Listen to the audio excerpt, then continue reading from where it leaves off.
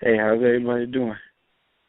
They're good. They're listening and anxious to talk to you. I don't know if you've been paying attention to your Twitter, but we put out a call for people to give us questions for you during the broadcast, and they just went a little bit nuts with it. So I'm sorry for your Twitter feed if your phone's been going crazy all day. Oh, no, it's okay. It's okay. It's all love.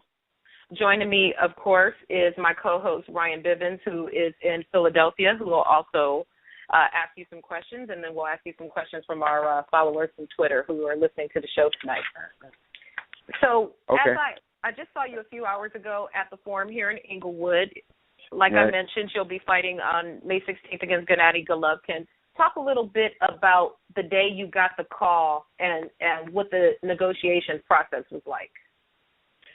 I was just happy the day I got the call. I was actually, I think I'm the only middleweight who, came out and said that I wouldn't mind fighting Gennady Golovkin. That's a fight. Actually, I would like to fight Gennady Golovkin. It wasn't never a formal call out because it's just not in my nature to call guys out. And I was happy. You know how they say, be careful what you ask for. So, I got it. And with the fight earlier today at the press conference, I heard you mention that you're a formidable opponent. You're not like Murray or some of his past opponents that were damaged goods. You bring fresh legs and a fresh perspective, southpaw style. Talk a little bit about your fight style and how you think it will match up against his. I was just all around different. I was raised by the old school type of fighters. Everybody knows that, part of my heritage is, Cuban. So I have that Cuban style of boxing. And, my favorite fighters, Sugar Ray Leonard, Roy Jones. And I bring a little bit of the old flavor that people have been saying they want to see in boxing. People say, we don't have the Haglers and the Hearns and the Sugar Ray Leonards. If you really know those fighters and you don't just watch highlights on YouTube or listen to what other fighters tell you, and you know those fighters, you'll see them in me. You'll see shades of those fighters in me. All right. Ryan? I don't have anything right now. Okay. Well, I have a few more questions for you.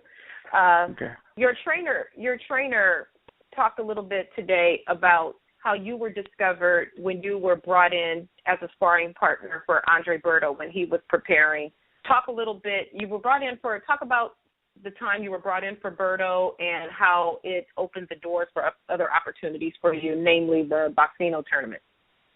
Well, it didn't really, the sparring didn't really open doors. It was just an opportunity to make money, and I was on the undercard, and, and sort of, I was 7-0 at the time, and it eased my way into, what professional boxing is about, going into camp, helping other fighters.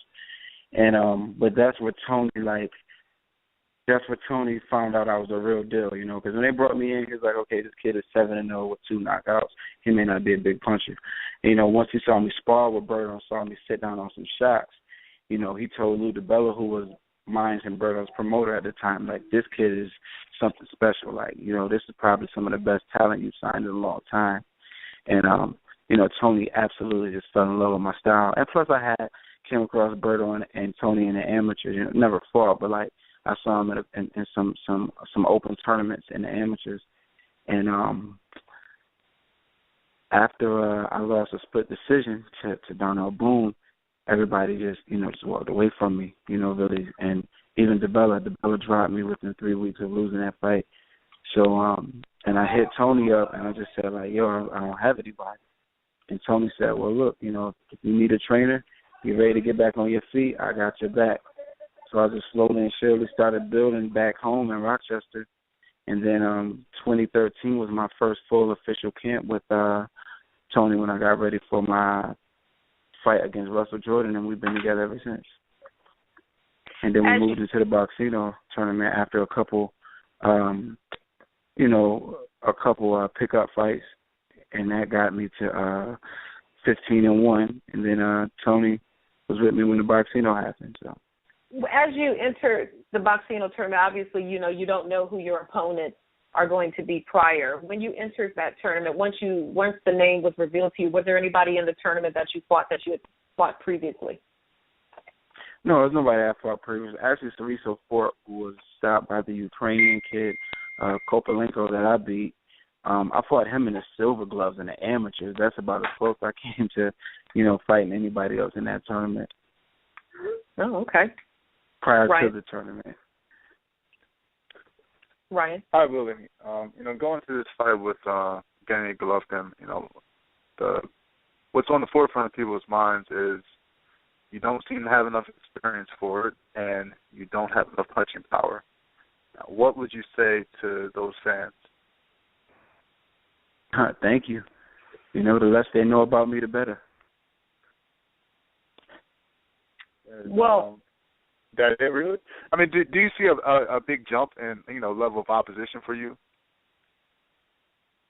I mean, when you look at it on paper, yes, but I mean that'll all be determined May 16th. I don't see it too big of a threat. I'm taking the fight. And a lot of people are like, oh, he must be getting paid good. Like I told everybody else that interviewed me. Damn sure ain't getting paid enough to give up $100,000 over a pound and a half. So it can't be too much about the money because I ain't getting paid enough to be willing and okay with giving up $100,000. I say that much. And speaking of which, one of our followers was wondering how much you were getting paid for the fight. And that ain't none of their business. Okay, I figured you did that. But when you start fighting in Vegas, that just gets disclosed to the public automatically. But when I fight in Vegas, we'll wait on that. But yeah. As of right now, ain't none of their business. All right. So as you come here to Los Angeles, Los Angeles fight fans are pretty wild, Don't be surprised if you see a fight in the stands because that's just L.A. and we just are a little bit too much out here from time to time. Gennady Golovkin. I'm from New York. It happens too. Oh, well, see, there you go. And Gennady Golovkin is very popular here. He's kind of built his fan base on calling himself a Mexican-style fighter. With this raucous crowd that's going to be happening here, how much of a distraction is crowd noise and interference to you when you enter into a bout? It really ain't gonna bother me, man. Unless they can get in the ring and fight for him, it ain't gonna bother me. When the bell rings, it's me and him. So they can scream all they want, you know what I mean? Don't move me, no. Not your fight specifically, but of other fights that you've watched, other people competing over the years. How much of an influence do you think that crowds have over judges in fights where you've seen decisions not go as they appeared they should have? I mean, we saw that with the Canelo-Alexander Lara fight.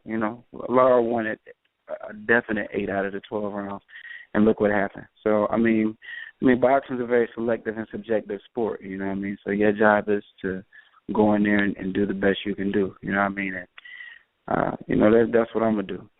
If they take it, you know what I mean, that they're going to have to take it, you know what I mean? So I'm going to ask you a few questions from some of our Twitter followers. Ryan already knocked one off. I'll take the first one is from Dre_Chi-Town, who is in Chicago. He would like to know, what advantage do you think you have against Triple G? I'm not going to disclose that. I wish I could answer this question, but I'm not going to disclose that. He'll see that May 16th. Okay. The next one is from Simplificado on Twitter. He wants to know, who do you consider your best opponent so far? When I'm shadowboxing in the mirror, no, I'm playing. So far, I mean, all of my opponents have been pretty tough. I think probably the one that pushed me the most is probably Brian Vera, and Brandon Adams was a pretty strategic fight. I won both of those fights, virtually every round. But, they made me think. And actually, those two. Not Bondarolas. Bondarolas is just very strong. So not Darnell Boone. The Darnell Boone fight was one of those fights. It was close. It was, a lot of people ringside thought I won, but it is what it is. That was a weird fight. I mean, I got clipped. I got thrown down. Darnell Boone is, is every trick in the book. I got hit behind the head. I got the low blows. That was just one of them weird fights. It wasn't really a hard fight. It was just a weird fight. At the Fight Source would like to know, do you still have your R&B group? No, my actually, while I'm out here in LA, my brother's out here doing his music. My R&B group consists of me, my cousin, my brother, and a friend of mine, and we broke up 2011. So it was actually a pleasure to be able to come out here to do the press, because I got to see my brother, because my brother's pursuing his solo career, and he's out here working with Raven Simone and Eric Bellinger right now. So those are some big names in the music world. So. Is he rapping or is he a singer like you? No singing. We can't rap presents well. I don't know if that's a song. Okay, sing us something right now, like 20 seconds. Ready, go. Yeah, that's not gonna happen. You best believe I ain't gonna be singing and dancing on May 16th though. Okay. Let's see. Rock Hale, one of our followers, wants to know, when are you going to be starting camp? And you probably won't answer that, but who are you bringing in to spar with you? I probably won't disclose who I'm bringing in to spar with me, but we already started camp. We started camp about 3 weeks ago because we were when the Triple G fight, was first presented to us. It was before he fought Martin Murray, and my promoter told me that as a possibility. So we were in the gym, and then they said that he was going to fight. I think Toriano Johnson. Mm-hmm. So my promoter said, well, we'll keep you busy. We'll put you on the undercard of Provodnikov Matisse. And I was like, cool. I've been in the gym already about 2 weeks, and that's about 5 weeks away. So that'd be a solid 7-week training camp. And then he called me back a week later and was like, we may be back in the Triple G fight. So I'm not going to stop. I've already got momentum, you know what I mean? So training camp started about 3 weeks ago. So this is the most time I've had off out of the gym since I've been out here. Looking at a quick prediction for Provodnikov Matisse, what's your prediction for that fight? I think Provodnikov will get it just because they showed signs of declining when he fought Molina. It was good. He came back in a good way, but he just showed a few signs that he was declining a little bit. But you never know. It may have just been a tough fight that night. But I got to go with my promotional stablemate, so I'm hoping that Provodnikov wins. You shared with us who some of your fighting influences are. Which fighters that are active now are must-see TV for you? Obviously Floyd Mayweather. Adeslande Lara. I really like Austin Trout, who's a good friend of mine. He's a very slick southpaw like myself. Regan Dial, the master. Andre Ward. Have to watch Andre Ward. Even Triple G, even though I'm getting ready to fight him, whenever he fights, it's like, you got to watch this guy. He's knocking everybody out. So, I'll take a little bit from everybody. Right. Yeah, speaking of Toriano Johnson, you brought him up a couple minutes ago. You were both kind of in the running for the Triple G fight. And it seemed like you had a little falling out on Twitter. What was that about? I don't know what that was about. Toriano and his people attacked me. I'm not an antagonist. I don't mess with anybody on Twitter. I'm a humble guy. People get on Twitter and say a bunch of derogatory things to try to take you out of your character. I'll just let that fly by the wayside. I'll delete comments and block people and keep stuff moving. I'm not one for the talk, really. All right. So as we head in, you're getting ready. You're already in camp, but now you're going to be fully entrenched with camp. For those who are fans of yours who are listening to the show, just tell them how they can keep up with you in your social media and to cheer you on and, where they can seek you out. They can follow me on Twitter at Willie Monroe Jr. and they can follow me on Instagram at Willie_Monroe Jr. All right. That sounds great.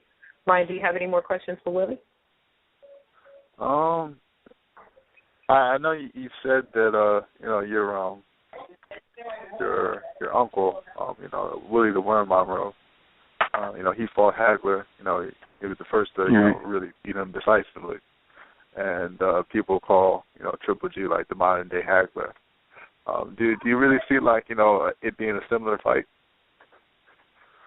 Yeah, there's definitely some irony in when you compare the two, but I just have to be me. He's not Hagler and I'm not the Worm. Similarities and relation similarities, but at the end of the day, he's going to be Triple G and I'm going to be Willie Monroe Jr. Well, I enjoyed seeing the both of you today. Two definite gentlemen, very respectful, both of you, with just a great deal of respect for each other and the process. So that was very refreshing to watch. We really look forward to seeing about you. that though. I mean, two really nice, courteous guys. How you gonna sell the fight?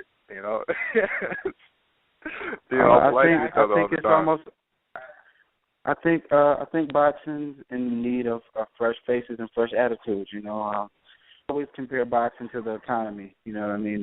The attitudes of fighters reflect their economy. And you got to realize when Floyd Mayweather was, even Floyd's not that, not very boisterous like that anymore. You got to remember when he was, we were at the deepest part of our recession. Am I right or wrong? Correct. So that attitude is what fueled people, because we needed that FU attitude, that I'm going to get on my feet no matter what, regardless attitude. So we needed that type of attitude to fuel our people. But now that we're back in a good state, as a country, as far as, relations with other countries and back in a good financial spot, now everything's a little bit more happy. And I think the face of boxing needs to be happy. And I don't have to be mad at you to kick your ass, point blank. I could kick your ass with a smile on my face. So that was kind of scary. That would be, I would think, a little menacing. Somebody kicking my ass with a big old smile on their face like the Joker. So are we gonna I'm a few French fries short of a Happy Meal. I ain't gonna lie. Huh? Are we gonna start calling you Willie the Joker? No, I'm the mongoose, but I'm still the mongoose. But I ain't gonna lie. I'm a few French fries short of a Happy Meal.